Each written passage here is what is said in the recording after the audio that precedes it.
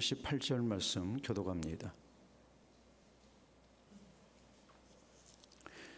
우리 하나님이여, 광대하시고 능하시고 두려우시며 언약과 인자하심을 지키시는 하나님이여, 우리와 우리 왕들과 방백들과 제사장들과 선지자들과 조상들과 주의 모든 백성이 아수르 왕들의 때로부터 오늘까지 당한 모든 환난을 이제 작게 여기지 마옵소서.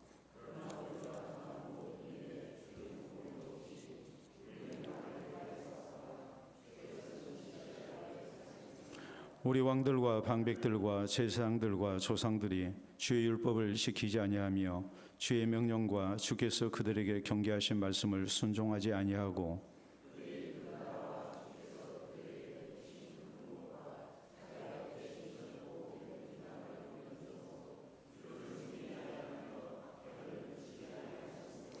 우리가 오늘날 종이 되었는데 곧 주께서 우리 조상들에게 주사 그것의 열매를 먹고 그것의 아름다운 소산을 누리게 하신 땅에서 우리가 종이 되었나이다.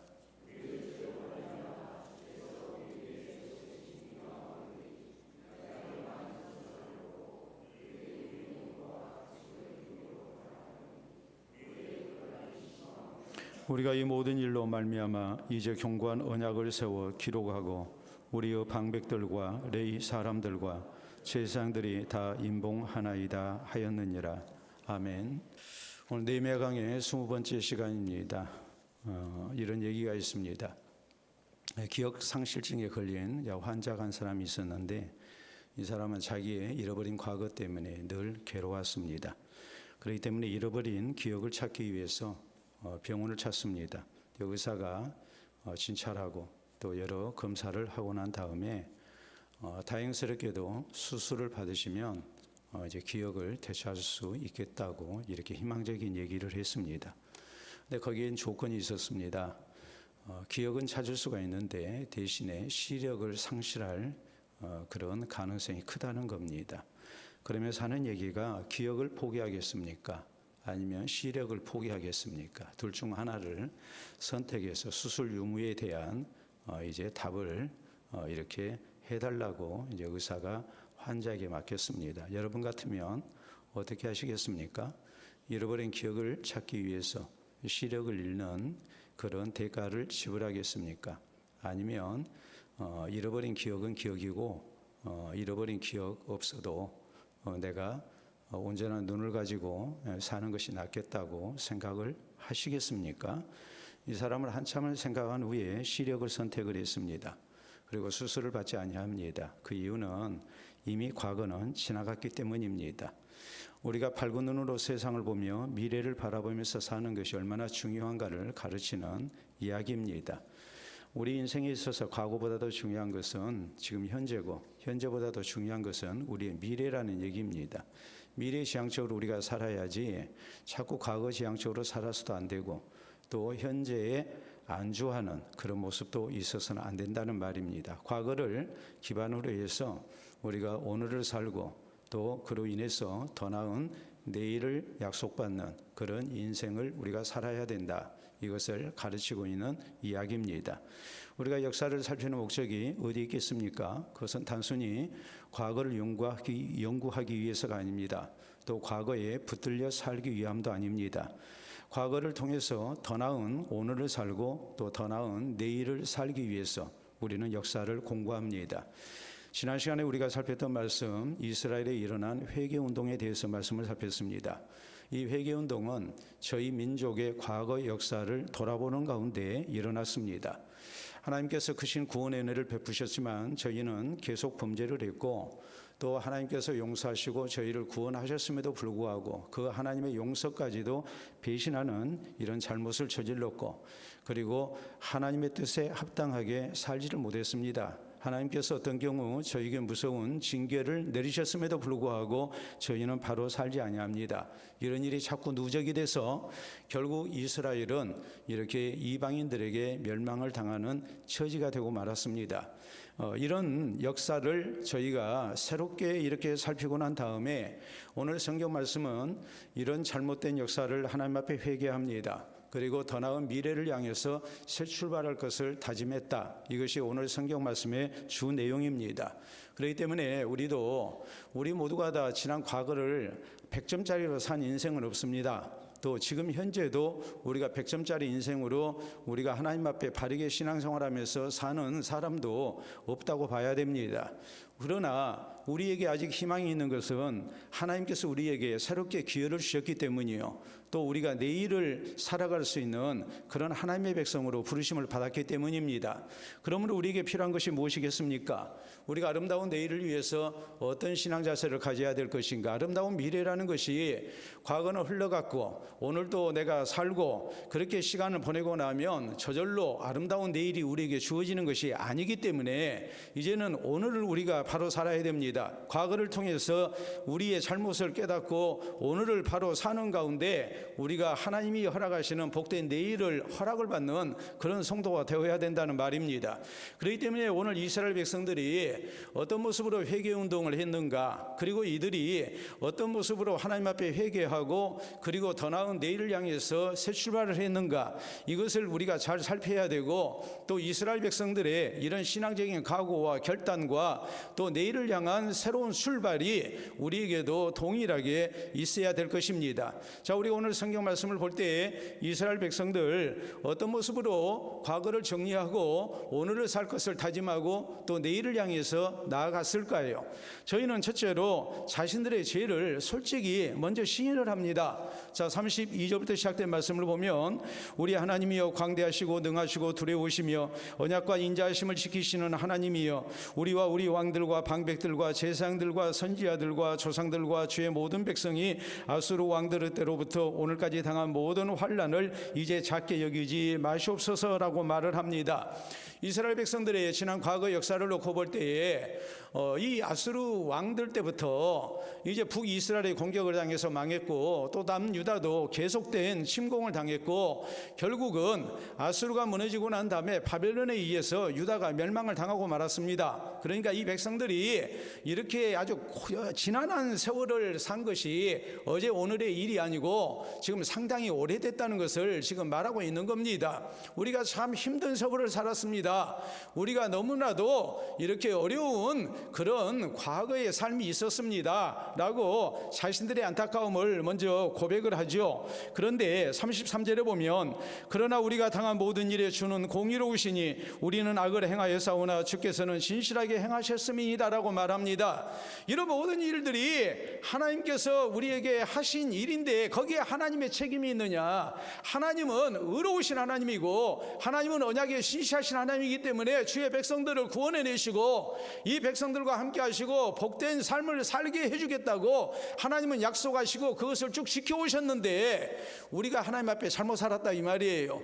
우리의 잘못으로 인해서 이런 너무나도 힘든 과거 역사가 있었다는 말이에요. 하나님의 징계를 당했습니다. 이방 민족이 압제를 당합니다. 나라가 망합니다. 포로로 끌려갑니다. 너무나도 힘든 세월을 산 이런 모든 것들은 하나님 잘못은 하나도 없고 하나님은 언약에 신실하신 하나님이시기 때문에 약속하신 대로 하신 것뿐이고, 우리와 우리 조상들이 이거 다 잘못한 겁니다 하면서 자신들의 잘못을 솔직히 시인하고 이제 회개의 몸짓을 나타내는 겁니다. 그래서 34절도 보면, 우리 왕들과 방백들과 제사장들과 조상들이 주의 율법을 지키지 아니하며 주의 명령과 주께서 그들에게 경계하신 말씀을 순종하지 아니하고, 그들이 그 나라와 주께서 그들에게 베푸신 큰 복과 자기 앞에 주신 넓고 기름진 땅을 누리면서도 주를 섬기지 아니하며 악행을 그치지 아니하였으므로 우리가 오늘날 종이 되었는데 곧 주께서 우리 조상들에게 주사 그것의 열매를 먹고 그것의 아름다운 소산을 누리게 하신 땅에서 우리가 종이 되었나이다 라고 말합니다. 오늘의 불행이 다 자기들의 죄 때문이라고 고백을 하고 있는 거예요. 하나님에 대해서는 한마디도 원망을 하지 않습니다. 하나님 왜 우리를 이렇게 힘들게 하셨습니까? 우리를 애굽 땅에서 이렇게 구원해 내셔서 가나안 땅 들어가게 하시고 우리에게 나라를 허락하시고 하나님이 우리를 복되게 하신다고 약속하셨는데 왜 우리가 이렇게 고생을 해야 됩니까? 하면서 하나님 원망하지 않습니다. 이 모든 것은 다 우리가 하나님 앞에 죄졌기 때문입니다. 하나님께서 우리에게 율법을 주시고 그 말씀을 따라서 살아라고 우리에게 명령하셨음에도 불구하고 그 말씀대로 우리는 안 살았습니다. 하나님께서 우리에게 경계하시기를 너희가 그러면 하나님이 징벌할 수밖에 없고 너희가 어려운 형편 가운데 놓이게 될 거라고 말씀하셨음에도 불구하고 우리가 그 징계를, 그 경고를 우리가 귀담아 듣지 않았습니다. 하나님, 그래서 오늘 우리가 이 모양 이 꼴이 된 겁니다 하면서 이런 모든 것들은 다 우리 잘못입니다 라고 먼저 이것을 솔직하게 시인하고 있는 거예요. 자, 거기 37절에 있는 말씀을 보면 우리의 죄로 말미암아 주께서 우리 위에 세우신 이방 왕들이 이 땅의 많은 소산을 얻고 그들이 우리의 몸과 가축을 임의로 관할하오니 우리의 곤란이 심하오며라고 이렇게 고백을 합니다. 이런 모든 것들이 다 우리 죄 때문입니다. 그러면서 지금 느헤미야와 이 유다 백성들이 하나님 앞에 고백하는 내용은 다른 게 아닙니다. 하나님, 이 모든 죄가 우리 죄 때문인데 우리 조상들의 죄만이 아니고 이 시대를 살고 있는 우리의 죄도 거기 포함이 됩니다라고 말씀을 하고 있는 거예요. 이거 다 조상들이 잘못했습니다. 하나님, 그런데 왜 후손된 우리가 이 고생을 해야 됩니까? 조상들이 잘못한 거 조상들에게 하나님이 징계하시지 않았습니까? 그러면 후손된 우리는 고생을 안 해야 되는데 왜 우리가 이렇게 조상 잘못 만나서 고생해야 됩니까? 하나님, 너무하지 않습니까? 이런 식으로 저희는 말하지 않습니다. 이 모든 것에 대해서 하나님, 우리가 죄지었습니다. 우리라고 그럽니다. 33절에 있는 말씀도 우리라고 그랬고 37절에 있는 말씀도 우리가 죄지었습니다라고 말합니다. 철저히 이런 모든 것에 대해서 자신들의 죄를 고백하고 있는 거예요. 자, 우리가 이런 말씀을 볼 때에 우리가 먼저 깨달아야 할 사실이 뭐겠습니까? 아름다운 내일을 허락받는 데는 무엇보다도 지난 과거의 잘못에 대해서 시인하고 이 모든 것을 정리하는 노력이 우리에게 필요하다는 사실이에요. 여러분, 그렇잖아요. 사울왕이 하나님 앞에 범죄합니다. 잘못했습니다. 사무엘 선지자를 통해서 하나님께서 책망하십니다. 그때마다 사무엘이 얘기했던 것은 무엇입니까? 백성들이 그랬습니다. 나는 선한 뜻 가운데 그랬습니다. 자꾸 핑계를 대는 거죠.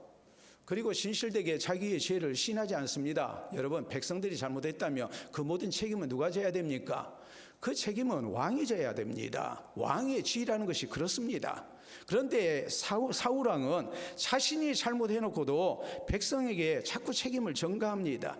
그러니까 결국 어찌 됩니까? 자꾸 잘못이 반복이 되죠. 그리고 하나님의 긍휼이 떠난 가운데 그는 멸망의 길로 가고 맙니다. 그러나 우리가 잘 아시다시피 우리 예수님께서 들려주신 누가복음 15장에 나와 있는 돌아온 아들의 비유를 다시 한번 생각해 보십시오. 여러분, 요새는 폐역한 자식들이 많아가지고 이제 그런 원망을 할 때가 많이 있습니다. 내가 공부 안 했습니다. 내가 공부 안 했으니까 내 인생에 대해서 누가 책임져야 됩니까? 내가 책임져야죠. 그런데 그럽니다. 부모한테, 아니 내가 공부를 안 하려고 하면 매를 때려서라도 공부를 시켜야지 왜 나를 그대로 뒀냐고 그럽니다.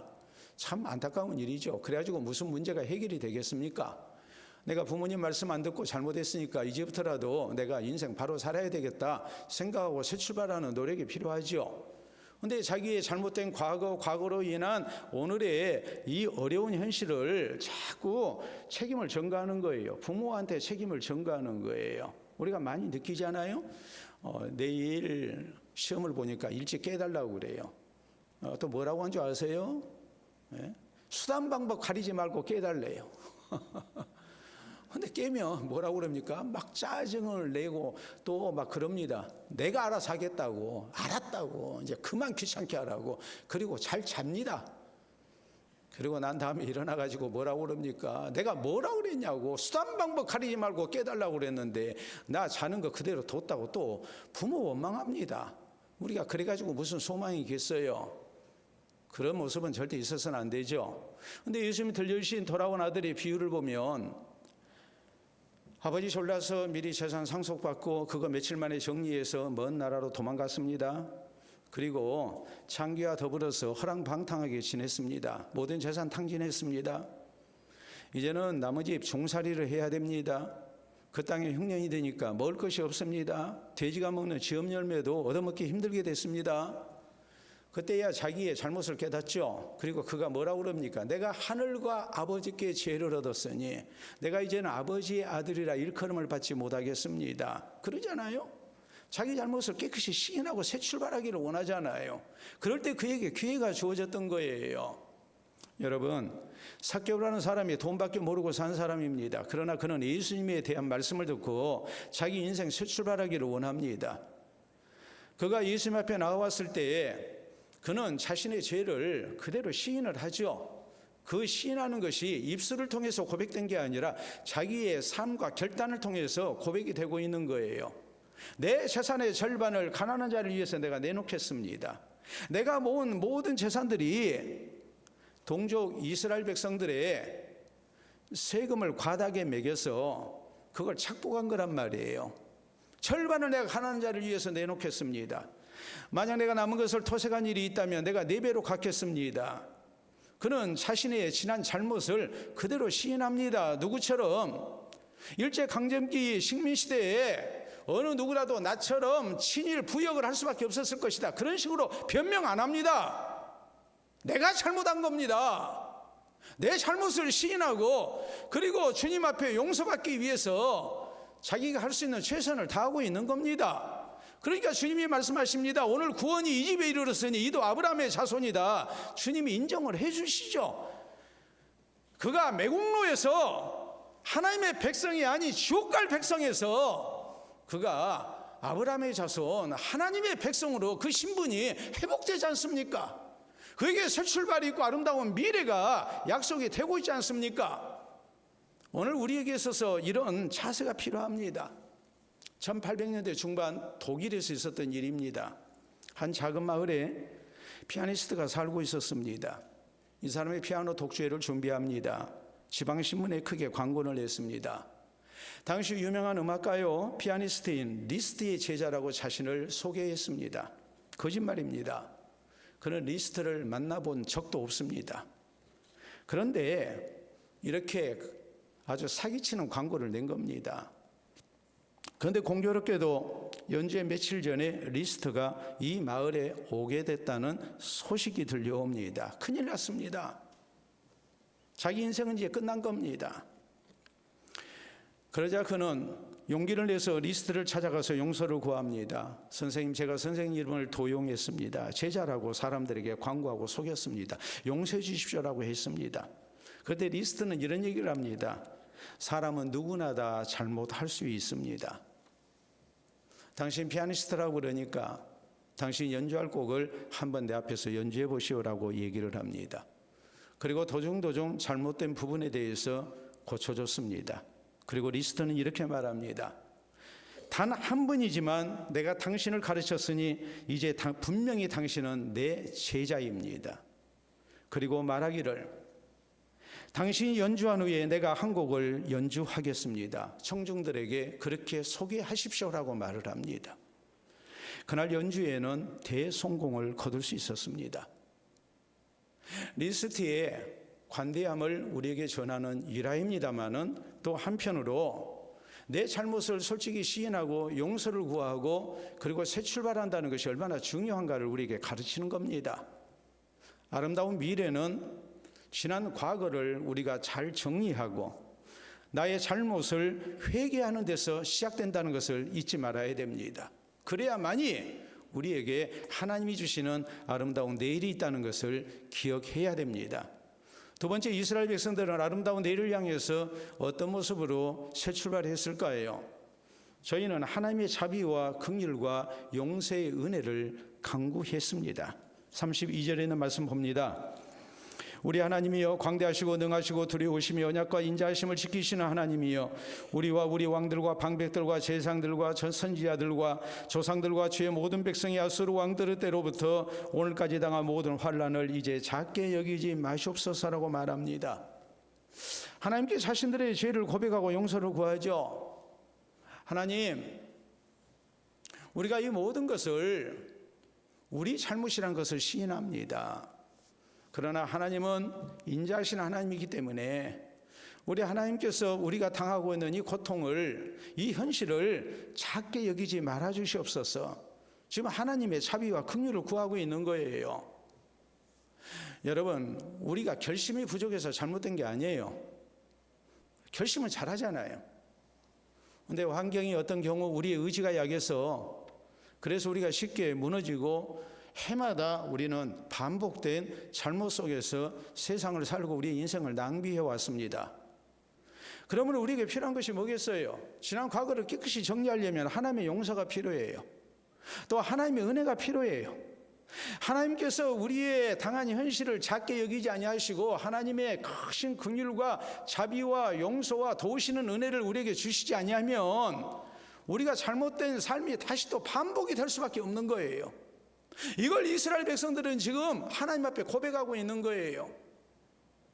하나님, 우리 민족이 잘못했던 것 우리도 역시 똑같이 반복했습니다. 그러므로 하나님, 우리가 오늘 이 현실을 지금 살고 있습니다. 우리가 당하고 있는 이 고통을, 이 현실을 하나님 절대 작게 여기지 마시고 우리에게 하나님의 크신 긍휼과 자비와 용서를 허락해 달라고, 하나님이 도우시는 은혜가 있게 해달라고 하나님 앞에 호소하고 있는 거예요. 그렇기 때문에 우리가 새 출발하려면 우리에게 무엇이 필요할까요? 다시 여러분은 결심을 하면 가능합니까?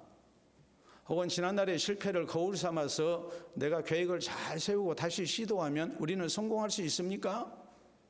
그렇지 못하다는 것을 우리는 잘 알잖아요. 특히 하나님과의 관계 속에서 오늘 내가 당한 현실이 하나님을 향한 신앙으로 잘못 산 결과라고 판단이 되어진다면 우리에게 필요한 것이 뭐겠어요? 하나님 은혜잖아요. 하나님의 용서잖아요. 하나님의 자비와 긍휼, 인자를 의지하는 기도가 우리에게 필요하잖아요.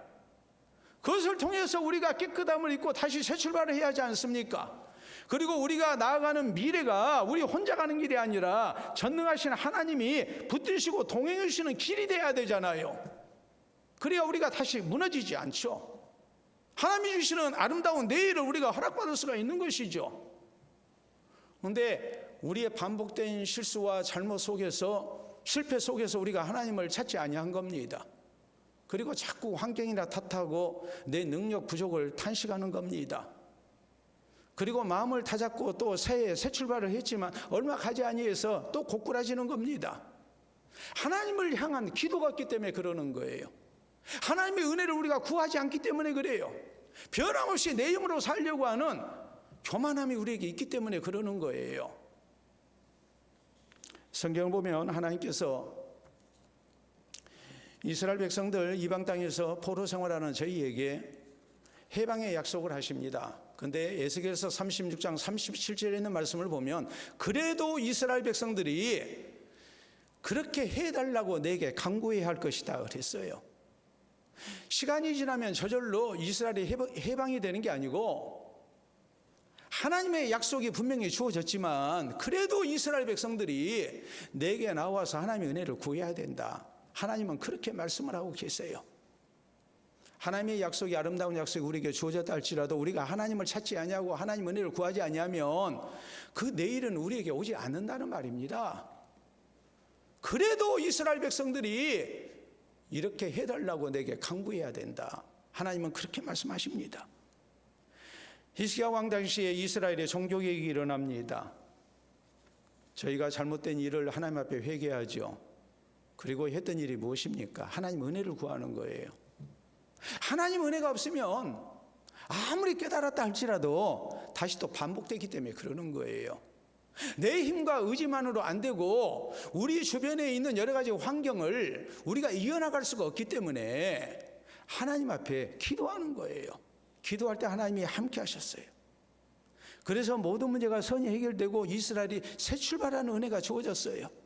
좀 전에 말씀을 드린 누가복음 15장에 나와 있는 이 못된 두 번째 아들, 우리는 돌아온 탕자라고 얘기합니다. 탕자가 자기의 죄를 깨달았습니다. 그의 위대함이 무엇입니까? 아버지에게 돌아왔다는 사실이에요.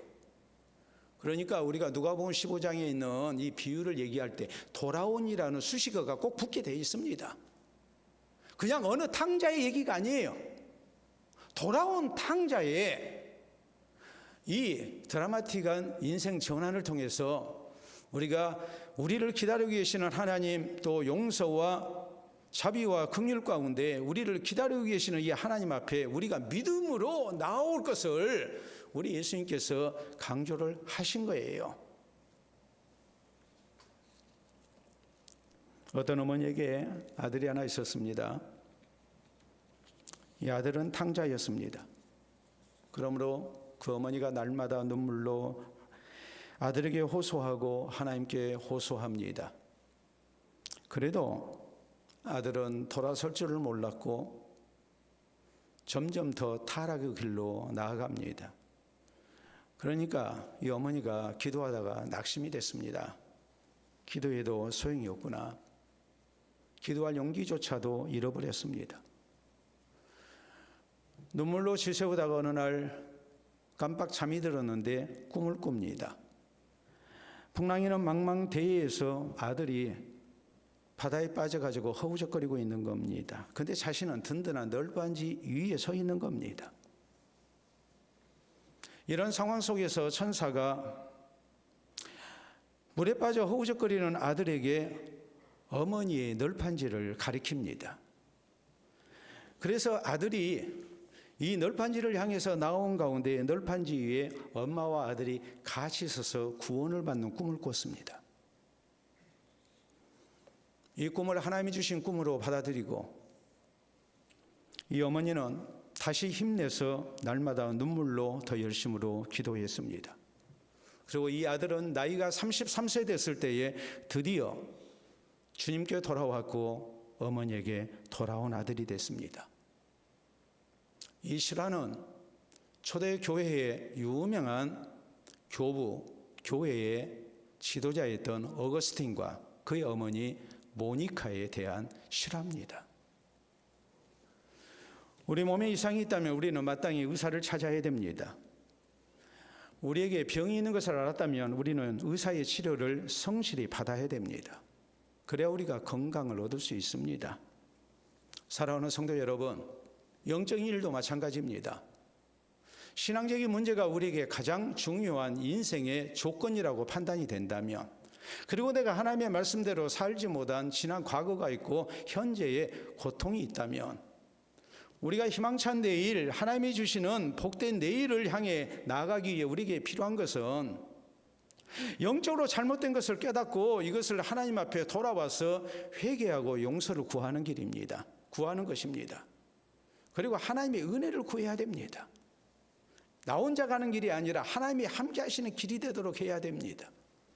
성경은 히브리서 4장 16절 우리가 말씀합니다. 그러므로 우리가 긍휼하심을 받고 때를 따라 돕는 은혜를 얻기 위하여 은혜의 보호자 앞에 담대히 나아갈 것이니라. 하나님이 우리를 긍휼히 여기시기 때문에 오늘 이 시대를 살아가는데 우리에게 하나님의 때를 따라 도우시는 은혜가 필요하기 때문에 우리가 은혜의 보호자 앞으로 담대히 나가야 된다고. 우리를 긍휼히 여기시는 하나님이 우리를 기다리고 계신다고. 이 하나님을 찾아야 된다고 성경은 우리에게 말씀하십니다. 지난 과거 부끄럽습니다. 이런 과거가 내 인생 속에서 다시 반복되지 않기를 원합니다. 그러나 우리의 소원으로 다 이루어지는 게 아닙니다. 우리의 회개로 모든 것이 완성되지 않습니다. 내 연약함을 주님 앞에 고백하고 내 죄를 고백하는 가운데 용서를 구해야 됩니다. 주님 앞에 돌아와야 됩니다. 그리고 하나님의 도우시는 은혜를 우리가 간구해야 됩니다. 하나님, 우리의 이 참상을 작은 일로 여기지 마시옵소서. 하나님 은혜 아니면 내가 이 현실을 벗어날 길이 없습니다. 하나님 은혜가 없다면 내가 새 출발할 수 없고, 하나님의 도우시는 은혜 없다면, 하나님이 함께 주시지 아니한다면 나는 또 잘못된 이 삶을 반복할 수밖에 없습니다. 하면서 우리가 하나님을 찾아야 되고 하나님의 용서를 구해야 되고 하나님의 긍휼을 우리가 호소해야 됩니다. 그래서 주께서 우리를 새롭게 하시고 또 우리 앞길을 선한 길로 인도해 주시는 아름다운 은혜가 우리에게 있기를 바랍니다.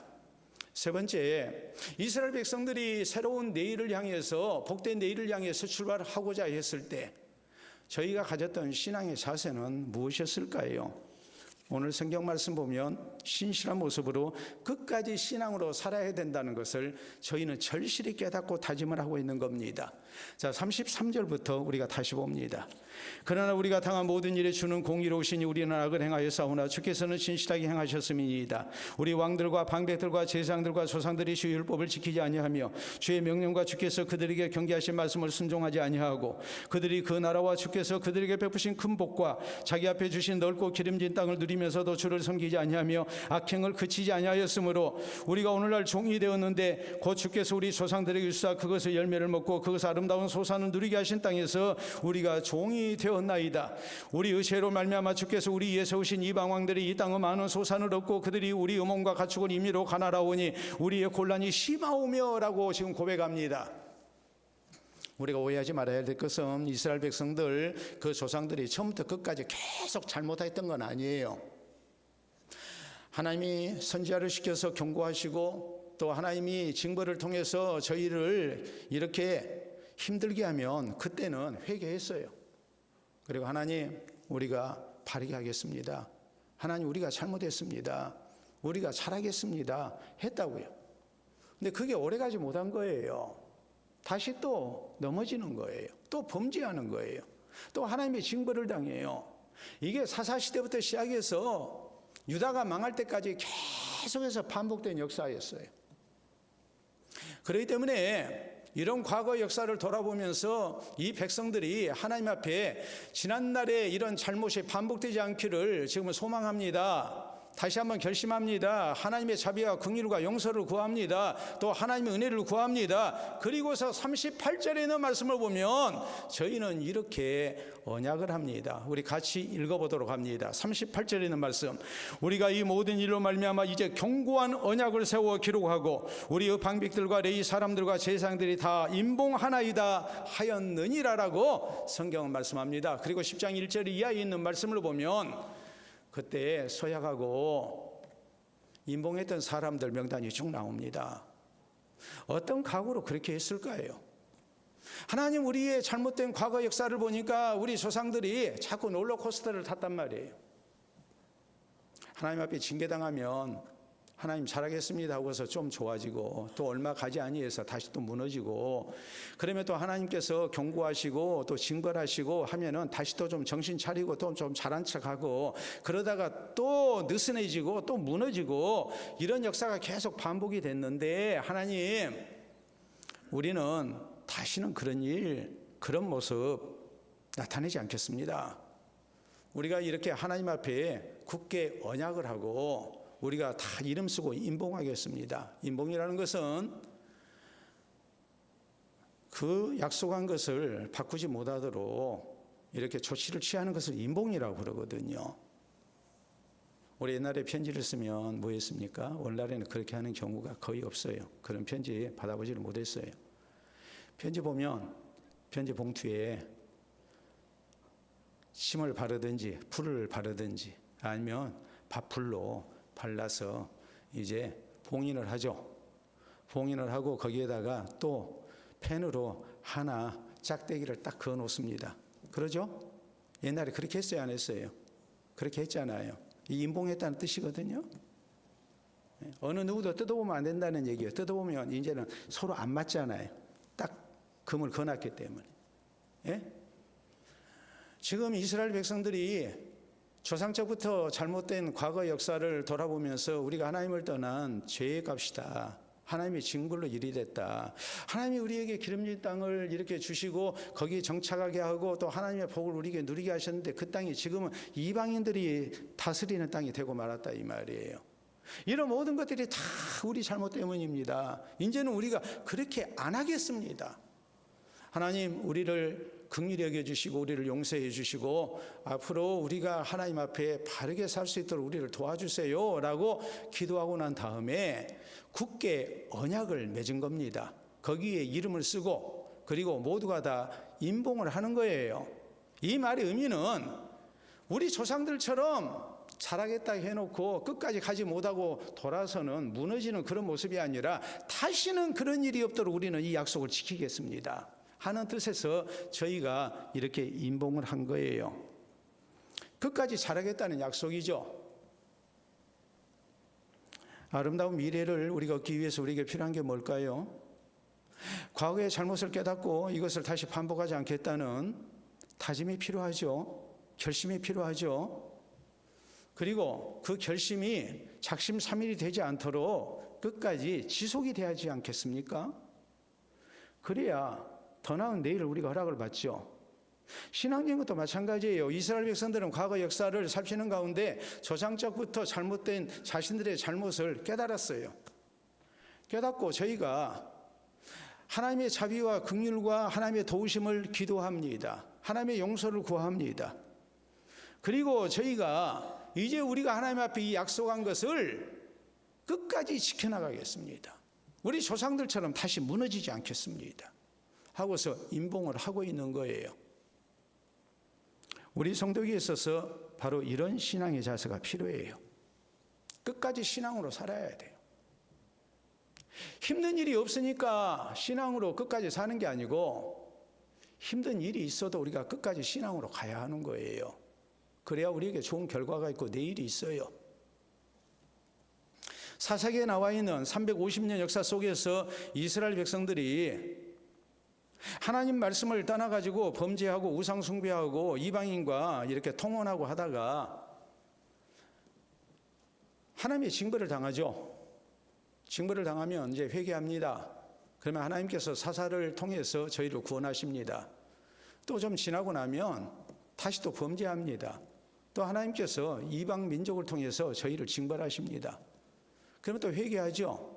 그럼 또 하나님께서 사사를 세우셔서 저희를 구원해 주시죠. 또 살만하면 또 신앙에서 떠납니다. 이런 일들이 계속 350년 동안 반복되거든요. 그러다 보니까 그런 부끄러운 역사가 되고 만 거예요. 아름답지 못한 과거가 돼버린 거예요. 다윗을 생각해 보세요. 다윗이 하나님의 약속을 붙들고 삽니다. 쉽지 않은 세월이에요. 자기의 생명을 지키기도 힘든 그런 형편이었어요. 이런 형편 속에서 사울 왕을 죽일 수 있는 기회가 주어졌어요. 근데 다윗은 죽이지 않았습니다. 바보가 된 거죠. 다윗을 믿고 따르는 그런 수하에 군인들이 생각할 때, 부하들이 생각할 때 얼마나 나약합니까? 하나님이 주신 기회를 스스로 버렸다고 생각을 한 거예요. 다시 기회가 왔어요.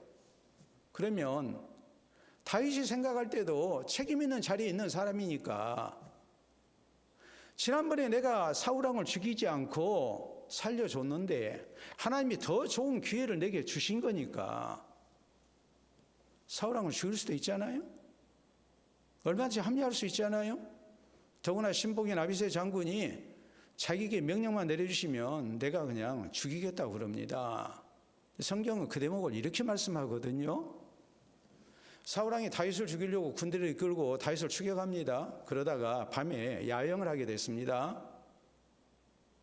그런데 다윗이 신복 아비새 장군 데리고 둘이서 적진으로 들어갑니다. 그런데 사울왕의 보초까지 시작해서 또 친위 대장인 아브넬 장군까지 포함해서 모두가 다 세상 모르고 깊은 잠에 빠져 있는 겁니다. 성경은 이 대목을 뭐라고 그랬느냐? 하나님께서 저희를 깊은 잠을 자게 하셨다. 하나님이 주신 기회예요. 근데 다윗은 안 죽이죠. 하나님이 알아서 하실 것이다. 끝까지 하나님의 약속을 믿고 신앙으로 사는 거예요. 다니엘과 그의 세 친구가 그래요. 우상에 드려진 제물 먹지 않습니다. 한 달만 기도 쉬면 되는데 그것도 거절합니다. 왕이 만든 신상 앞에서 절 한 번만 하면 모든 것이 깨끗이 해결됩니다. 그런데 그 한 번도 하지 않습니다. 하나님이 우리를 구해 주실 겁니다. 그렇게 하지 아니하실지라도 우리는 왕이 만든 신상 앞에 절할 수 없습니다. 절대 타협하지 않습니다. 끝까지 하나님을 향한 신앙으로 사는 겁니다. 그럴 때 하나님께서 함께 하시고 하나님께 주신 복된 내일을 허락받는 하나님의 사람들이 될 수 있었습니다. 유명한 링컨 대통령이 9살 때 어머니가 병이 들었습니다. 그리고 결국 어머니는 세상을 떠나게 됩니다. 그런데 어머니가 죽기 전에 아들에게 한 가지 약속하자고 그럽니다. 그 약속이 뭐였냐면 너는 절대로 술과 담배를 하지 않겠다고 나하고 약속해라. 어린 링컨이 어머니에게 약속했습니다. 그리고 링컨은 정말 평생에 그 약속을 지켰습니다. 평생에 그는 한 번도 술과 담배를 가까이 하지 아니했습니다. 이런 굳센 의지 속에서 그는 자신의 아름다운 인생을 위해서 최선을 다한 노력을 했고 하나님을 의지했을 때 그에게 아름다운 인생이 주어졌던 겁니다. 성경 에베소 6장 24절에 우리에게 이렇게 말씀하죠. 우리 주 예수 그리스도를 변함없이 사랑하는 모든 자에게 은혜가 있을지어다 그랬습니다. 변함없이 우리가 주님을 사랑하고 주를 향한 신앙으로 살아야 됩니다. 그래서 주께서 우리의 신앙을 인정하시고 우리의 모든 삶 속에 함께 하신 가운데 아름다운 내일이 허락되는 은혜가 우리에게 있기를 바랍니다.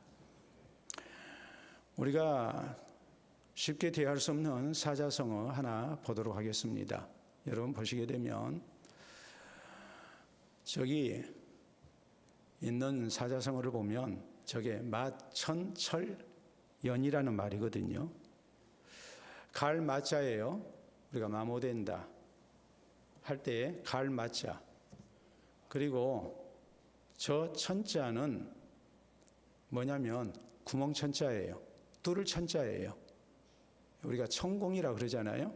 뚫을 천자. 그 다음에 철자는 쇠철입니다.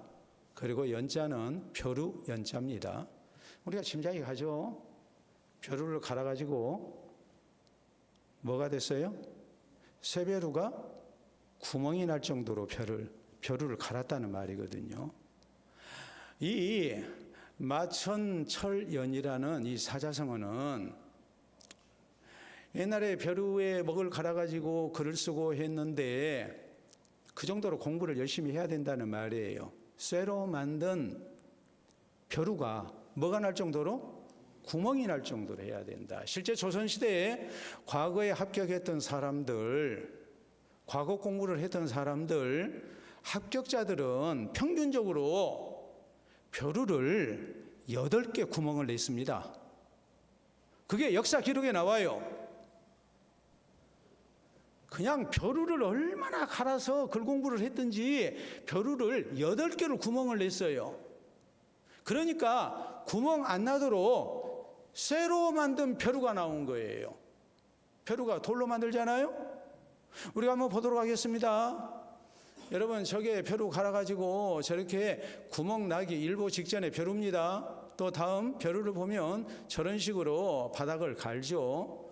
그러다 보니까 저런 구멍을 8개를 내야 되는데 아예 쇠로 만든 이 벼루가 있는 겁니다. 이런 벼루예요. 이게 철로 만든 벼루예요. 쇠벼루. 저기다가 먹을 갈아가지고 그래서 글 공부를 했어요. 아름다운 장래라는 것이 아무에게나 주어지는 게 아니라는 말이에요. 시간과 세월이 흐르면 저절로 우리에게 다가오는 게 아니라는 말이에요. 남다른 각오와 노력과 열심히 있지 아니하고는 절대 우리가 더 나은 인생 살 수도 없고 오늘보다 나은 내일 우리가 허락받을 수도 없고 또 하나님이 사랑하시는 복된 인생 우리가 살 수 없어요. 우리 성도의 신앙생활도 마찬가지예요. 지난날의 나의 잘못과 죄를 회개하고 새 출발해야 됩니다. 하나님의 용서도 구해야 되고 하나님의 은혜와 자비와 긍휼과 도움도 구해야 됩니다. 하나님 향한 기도가 우리에게 있어야 됩니다. 그리고 신실한 모습으로 끝까지 변치 않는 모습으로 신앙으로 사는 성도가 되어야 됩니다. 그래서 부끄러운 지난날의 모습을 뒤로 하고 하나님께서 함께 하시고 도우시는 가운데 아름다운 내일을 허락하는 우리 모두가 될 수 있기를 바랍니다. 우리 기도합시다. 오늘 교회 설립 기념주일입니다. 다시 우리가 새 출발해야 하지 않겠습니까? 개인적으로도 우리에게 새 출발이 필요하지 않습니까? 내 인생 다 살았으니까 그냥 이대로 살다 죽겠다고 우리가 마음 먹는다면 그건 절대 성령께서 주신 마음이 될 수 없습니다. 우리 하나님께서 우리에게 바라시는 것은 부끄러운 지난날을 뒤로 하고 지난날의 과거를 우리가 생각하며 하나님 앞에 신앙적인 깨달음 가져야 되고 하나님의 은혜 구하고 하나님과 함께하는 내일을 우리가 맞이해야 된다는 사실입니다. 주신 말씀 기억하면서 아름다운 내일을 위한 기도가 우리에게 있기를 바랍니다.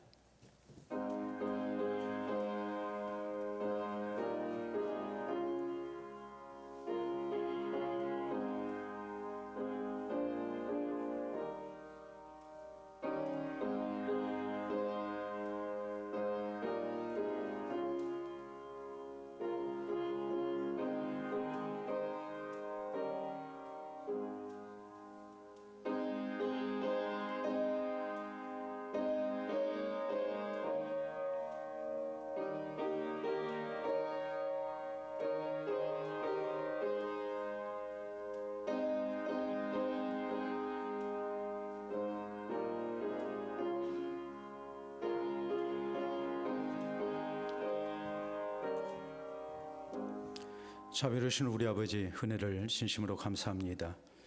주일을 맞이할 때마다 우리로 살아계신 하나님께 경배드리며 또 주의 은혜를 구하게 하시어 우리가 새로움을 덧입게 하시고 또 새롭게 살아갈 수 있도록 우리를 긍휼히 여겨주신 것을 진심으로 감사합니다. 오늘 허락하신 말씀을 통해 부끄러운 지난 날을 뒤로하고 우리가 살아계신 하나님과 더불어 내일을 향해 나아가기를 원합니다. 살아계신 하나님 앞에 우리의 부끄러운 모습을 고백하며 주를 진실된 모습으로 의지하고 또 주님의 용서와 주의 자비와 도우심을 구합니다. 주의 사랑하는 성도들의 기도를 받아주시고 저희가 이전보다 더 나은 모습으로 신실한 모습으로 우리 하나님을 섬기게 하시고 주의 말씀 따라 순종하며 나아가게 하시고 기도 가운데 또 살아계신 하나님 의지하여 주님의 도우심으로 내일을 향해 나아가는 우리 모두가 되게 해 주시옵소서. 그래서 어제보다 더 나은 오늘 살게 하시고 오늘보다 더 나은 내일을 살게 하시고 우리의 모든 날을 다하고 뒤돌아볼 때 우리 삶 가운데 함께 하신 주님을 기억하고 주 앞에 무한히 감사하는 우리 모두가 되게 해 주시옵소서. 예수님 이름으로 기도하옵나이다. 아멘.